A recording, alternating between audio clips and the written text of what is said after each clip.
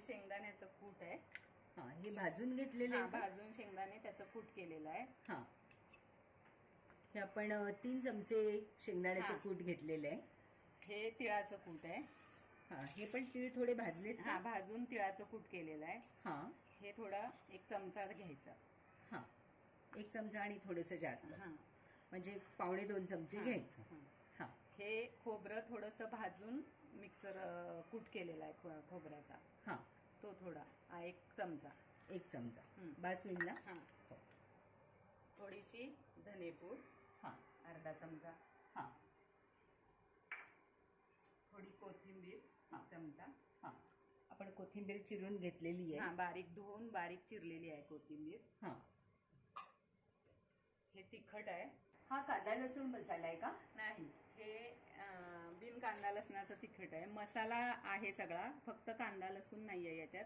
तुम्ही जर कांदा लसूणचं जरी घातलं तरी चालेल. अच्छा, म्हणजे आमच्याकडे तर काही हे नसेल, हा, मग आम्ही कांदा लसूण. हो हो हो हो हो, आम्ही खात नाही ना, म्हणून आम्ही घालत नाही तिखटात. हा, मग ते तुम्ही घातला तरी चालतं, असं काही प्रॉब्लेम नाही. हा, ते 2 चमचे. हा,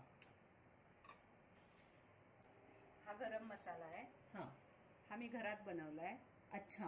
हा मी अर्धा चमचा घेते. पण तुम्ही जर बाहेरचा घेणार असाल तर तुम्ही अगदी थोडी क्वांटिटी वापरा, कारण हा मी घरातला एकदम माइल्ड बनवलेला आहे. अच्छा. जर विकतचा घेतला तर एकदम थोडा घाला तुम्ही. अच्छा. व्ह्युअर्स, जर का तुम्ही बाहेरचा गरम मसाला वापरणार असाल तर तो अगदी थोडा वापरा, नाहीतर खूप झणझणीत होऊन अगदी तुम्हाला खाताना असह्य होईल. त्यामुळे तो अगदी थोडंसं वापरा. आणि चवीप्रमाणे मीठ. आता हे आपण छान मिक्स करून घेऊया. हा,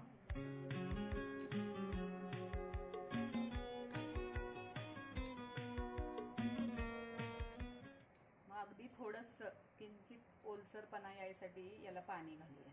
हा, म्हणजे तो वांग्यात घट्ट बसतो.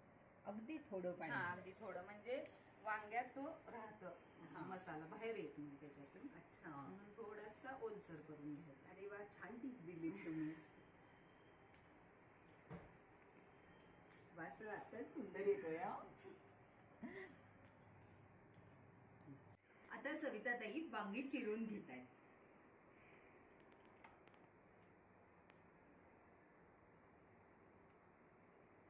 हे आपण वांग्याची भाजी भरून करतो ना, त्यासाठी जसं वांग्याला 4 काप देतो, तसे फक्त वांग्याला असे 4 काप देऊन घ्यायचे.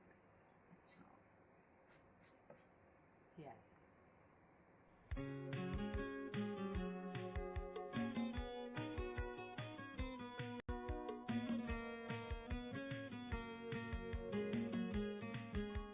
अशा पद्धतीनं आपण सगळी वांगी कापून घेऊया.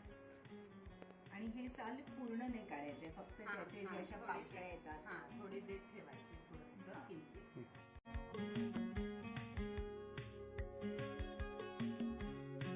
आता वांगी चिरून झालेत. आता हा मसाला आपण वांग्यात भरून घेऊया. असा हा चांगला आत भरून घ्यायचा.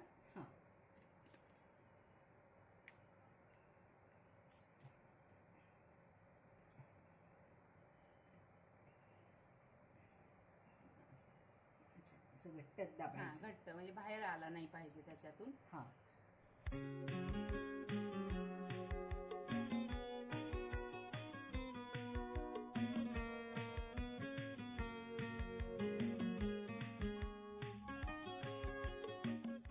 अशा रीतीने सर्व वांगी भरून झालेली आहेत.